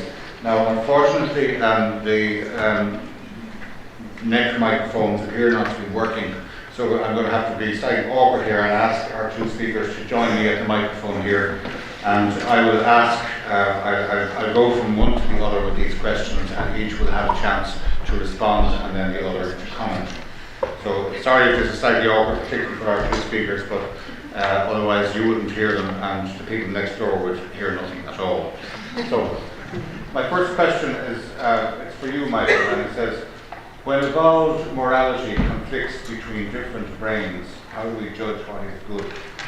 What circular recourse to another evolved, without circular recourse to another evolved moral value? Does that make sense to you? Okay, well what I'm suggesting is that morality is initially the early stage of morality among social animals, which is empathy and compassion and cooperation and reciprocity, evolved on the basis of just being social animals. Then when we develop the ability to reason, then we can move on to understanding concepts like fairness and justice. That comes from our ability to reason. And that if you have if you hypothesize a number of people using pure reason to try to identify a universal moral code that is based on a society that they don't know what role they will play within, therefore they are impartial because they can't pick what's best for them personally, that is the closest that you can get. It's not perfect, but that is the closest that you can get to something that is objective in the context that it is independent of any individual's mind because it's based on the idea of applying pure reason. Thank you, Michael. And then Phil, would you like to respond? I think that Michael's views on this are deeply incoherent. On the one hand, he seems to want to say that morality is just a property of our brain wiring, from which it follows that if you rewound the film of human evolution and shot it over again, a very different sort of creature might have evolved with a very different set of moral values, and it would be an example of speciesism to say, my values are objective and true and yours are not. But now he also seems to want to say that reason can discover what actually are the objective moral values and duties, regardless of how we've evolved. But then I said that begs the question, as we saw with Shelley Kagan, it just assumes that all rational persons cannot be moral nihilists. And we know that's not true. People like Joel Marx, whom I've quoted, as well as many others, deny that there are objective moral values and duties. So I just don't see any basis for this assumption apart from theism. Thank you. Moving on to a question for you again, Dr. Professor Craig. When given the opportunity upon issuing the Ten Commandments, why did God omit torture, child abuse, and slavery? In order to have a moral code that is applicable to a wide range of situations, it has to be said in generalities. So what God tells us is, you shall love your neighbor as yourself. And then you need to apply this in specific circumstances where, for example, torturing another person for fun would be not to love your neighbor as yourself. So the very nature of giving a moral code that includes only 10 succinct commandments means that there needs to be a good deal of application of what are quite general principles. The Ten Commandments are one of the worst set of moral instructions that you can imagine. Half of them are about worshipping this creator, and the others are telling you to do something or you'll be stoned to death. And if you look at them, they're essentially about protecting the position of the adult males of a particular tribe in a particular time, where the creator of the universe has told them, if you kill those people over there, if you follow my rules, I'll help you to kill those people over there and take their land. It's an appalling set of moral rules, and it's if you look at that, the things that God says He will do to you if you don't obey them, including eating your own children, it's just appalling. My favourite, by the way, is He tells you if you don't obey them, that He will make you flee even when nobody is chasing you. All right. The next one's for you as well, Michael. If someone commits an evil act against me, should I forgive them? If you answer yes, then why? It depends on the act. No, generally, I think. Well, do you forgive the person or do you forgive the act? I mean, I personally think that individuals are capable of revising their moral values over time subjectively and trying to bring their subjective moral values into line with what is the objective morality that would arise from the Rawlsian social contract. And by the way, in terms of speciesism, I'm not speciesist. I'm the exact opposite. I think the Rawls contract should include not knowing what species that you will be. Forgiveness is a Christian virtue. Forgiveness means to release from an attitude of bitterness or resentment or vengefulness toward the person who has wronged you. It does not mean condoning the wrong that was done, saying it's all right. You can still regard the act as evil and wrong, and yet give up your attitude of vengeance, resentfulness, and bitterness toward that. And in fact, you'll be better off if you do, because you will then free yourself from your emotional bondage to your offender if you forgive, rather than harboring bitterness and resentment, which will tie you forever to that person who has offended you. Thank you. Next one's for you as well. The Roman crucifixion of criminals also included the unceremonial disposal of the bodies in the desert. What evidence is there for Jesus being an exception for this outside of the biblical claims? Yes, the author of the question is misinformed.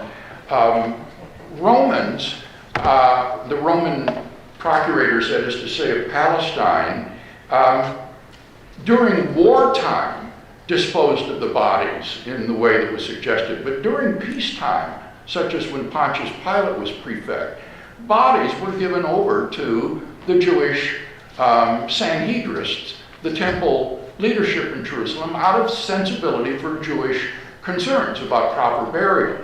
And we know that this happened because we actually have archaeological remains of a crucified victim who still has the crucifixion spike driven through the ossified bones of his ankles. And in order for that to be the case, these bones must have been collected and preserved in some sort of a Jewish ossuary or bone box. And so this is what was typically done even with the bodies of condemned criminals. For Jews, proper burial was extremely important, and so they would take the bodies of persons, and then after the flesh had decayed, they would gather the bones into ossuaries where they would be preserved in tombs until the resurrection at the end of the world. And this would include even criminals and malefactors, as is archaeologically proven. I think this shows one of the problems of religion, which is that religion is ultimately about how we should live our lives. You know, it is about morality as well as reality. And what these sacred texts do is they force people to spend a lot of their intellectual energy trying to reconcile what we may know now with things that may or may not have happened and been written down 2,000 years ago or X thousand years ago, which is largely irrelevant to the question of how the universe came about or how we should live our lives.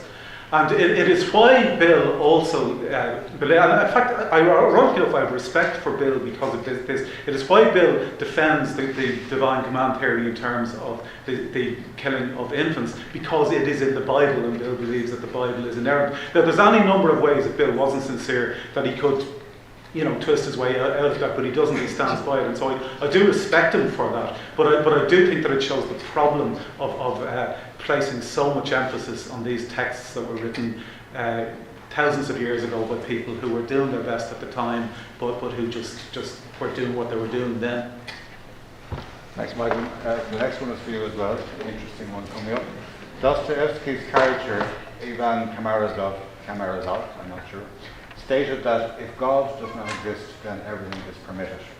Why does Mr. Nugent fail to accept that in atheism, binding objective moral standards simply cannot exist? Well, I've just outlined the exact opposite. Firstly, that they can. Secondly, it is that, we're now quoting a fictional character about another fictional character, but that, but that it is with God that anything is permitted. Because it is when you allow yourself to free yourself from the requirement of matching your beliefs to the best evidence of reality that you can then essentially say anything can happen because God said so, and I can do anything because God said so, including slaughtering infants. Fyodor Dostoevsky's The Brothers Karamazov is a brilliant expose of the unlivability of atheism. The principal character in the novel says that there is no God. He's an atheist, and therefore all things are permitted. And his brother, believing this, murders their father as a result. And Ivan Karamazov suffers mental collapse because he cannot live with the consequences of his own atheism. And I think we've seen that same inconsistency tonight with Michael Nugent. He, on the one hand, wants to affirm that moral values are just these sociobiological spin-offs of social animals evolving with reciprocity and empathy, and yet he wants to affirm desperately moral values and duties that would condemn injustices and moral atrocities. And you can't have it both ways, as Dostoevsky, I think, so poignantly showed in his novel. If you haven't read it, by all means do so. Thank you very much. Here's another one for you, Bill. Yes. Your fifth proof for the evidence of a God, the personal experience of one. Is this not invalidated by experiences of beliefs in other gods? An excellent question. That fifth reason is not an argument for God's existence. On the contrary, it's the claim that you can know that God exists wholly apart from arguments, simply by having a personal experience of God. Philosophers call beliefs like this properly basic beliefs. They are grounded in experience, but they aren't arguments from experience. It's very similar to our belief in the reality of the world of physical objects around us. You are justified in believing what your senses tell you, that there is a world of physical objects out there. But if that were an argument, you see, you'd be vulnerable to the skeptic who says, how can you prove that you're not a body lying in the matrix, wired up with tubes and electrodes, inhabiting a virtual reality? He would be unanswerable. Rather, it's the claim that in the absence of some overriding defeater of my experience, I am rational to believe what my experience tells me. My senses tell me there is a world of objective physical objects around me, and I'm justified in believing that unless and until I have an overriding defeater. Similarly, God is real to me. He's real in my experience. I'm perfectly rational in believing that unless and until I'm given a defeater for that belief. Now, in the case of, for example, Islam, I believe there are good defeaters for Islam. I studied Islam as my side area of specialization at the University of Munich in my doctoral studies. And the Quran is historically, demonstrably unreliable. The problems related to the historical Muhammad are monumental compared to those related to the historical Jesus. And so I think there are good defeaters of Islamic beliefs, but I do not think there are comparable defeaters of my Christian belief. Okay, I'm going to combine this with something Bill said in the last one, because they actually fit in, and when Bill attributed, for some reason, desperation to my beliefs. And I think the implication was that atheists are desperate to prove that there is no God. I'm quite comfortable with my beliefs, and I have no interest whatsoever in proving that there's no God. My late wife died of cancer. I would love to be able to see her again. I've spent my entire life campaigning on issues against the IRA and loyalist paramilitaries in Northern Ireland, against miscarriages of justice in the Irish state and internationally, and against harm done by secular and religious organisations. I would be delighted if there was an all-powerful, all-good being that was going to ensure that everybody could see each other again and that there was going to be eternal justice. Nothing would make me happier, but that's not where the evidence is leading me. And I have to follow the evidence where the evidence is leading me if I'm going to be true to rationality and true to myself. Thank you. Thanks, Michael. Here's another one for you. If our sense of morality is evolving, how can you characterize it as objective? Surely it would be the opposite, subject to our present understanding. Well, no, because there is an objective reality. Let's take reality first. There is an objective reality. At any given time, people have a subjective understanding of that objective reality, and at any given time, some of them are mistaken and some of them are not. And over time, as we learn to apply reason to evidence, then we can more reliably bring our subjective beliefs into line with the objective reality.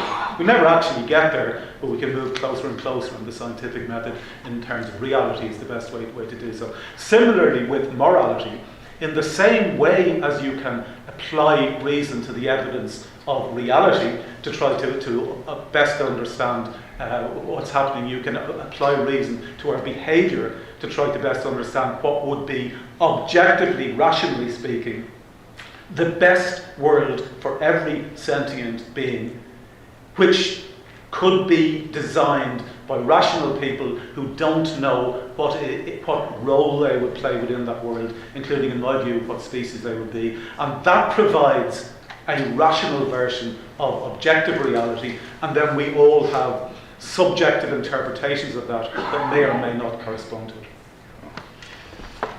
I think there's considerable confusion over what is the objective reality we're talking about here. On the naturalistic atheistic view, it is objectively true that our brains have been wired by evolution to have this sort of herd morality that is characteristic of social animals. But the point is that that isn't normative.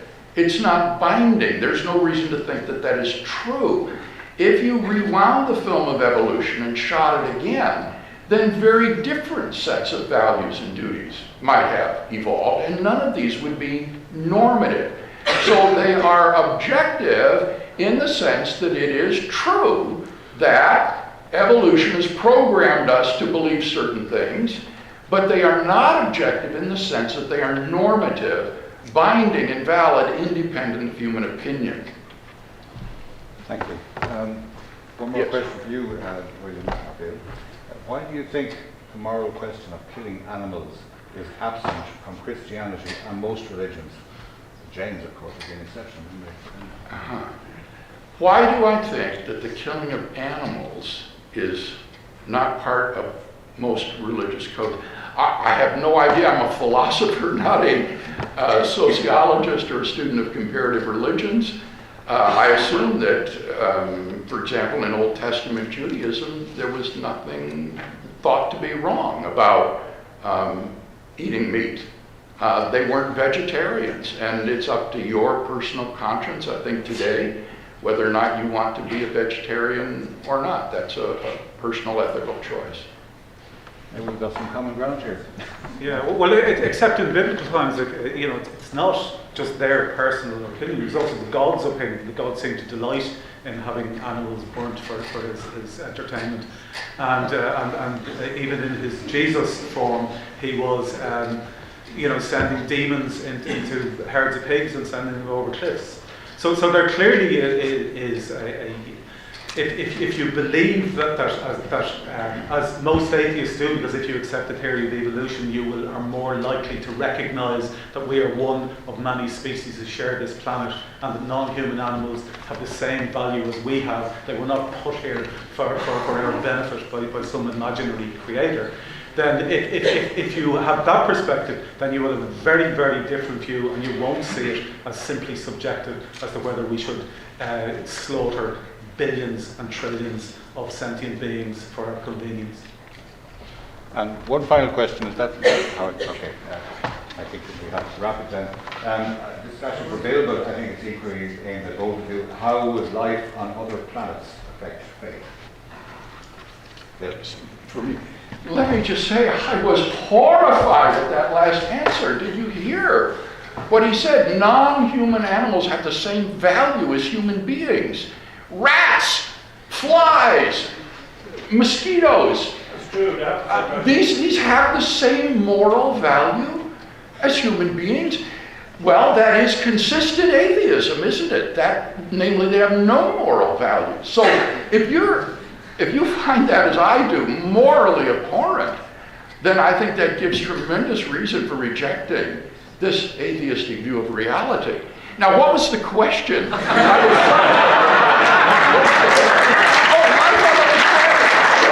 on other planets. As I say, the fine-tuning argument does not assert that the universe was made for human beings. What it says is that in order to be life-permitting, the constants and quantities must fall into this infinitesimal range of values. And that's consistent with there being intelligent life scattered throughout the cosmos that God has created. There's no problem at all with that. These other life forms that they exist are thankfully, I think, widely separated from us, given the record of human beings in getting along with other peoples. But whether they're out there or not is immaterial to me as a theist. There's no part of the fine-tuning argument to think that human beings are the reason for the design of the universe. Okay, well, I hope you noticed that Bill has shifted from his first answer about animals, which is they didn't realise back then that it was wrong, and that it's subjective today, to that he finds it abhorrent to think that we should consider that non-human animals have the same values as us. That's simply a difference of opinion between us, and which is grounded in our different approaches to morality. With regard to the other planets, again, who knows whether there's life on other planets? Who knows whether there are other universes? We've been through this before. Nobody knows. We're still trying to figure it out. All that I say is that if there is, then I presume Jesus will be very busy travelling around the universe getting crucified everywhere he goes. Okay, before I hand back to Peter to say a few words on behalf of the organisers, I'd like to say first of all on my own behalf, and I think yours, this has been one of the most interesting evenings I've spent for a very long time. I have rarely seen as rapt an audience. I think any of us who teach on this campus will be very pleased to have people listening for this long. I don't know why some of you are laughing. In any event, I think it was a most challenging and interesting evening. I think the questions were interesting, and I think in all cases you got very full and challenging answers from our two speakers. So I would like you to join me in thanking Dr. Bill Craig and Michael Nugent for a very, very interesting evening. All right, for those of you who made it all of the way to the end of the debate, well done. I hope you enjoyed it. I certainly did. God bless you, and a big shout out and a thank you to everyone who is supporting Pints with Aquinas on Patreon. I know I say this week after week, but, it costs money to do this show and a lot of time, and so I just wanted to let you know that I'm really appreciative of all of your support. You can go to pintswithaquinas.com and click the Patreon banner, and that's how you can learn how to support the show and learn about some of the thank you gifts I give you in return. All right, guys, God bless. Bye, bye, bye, bye, bye, bye.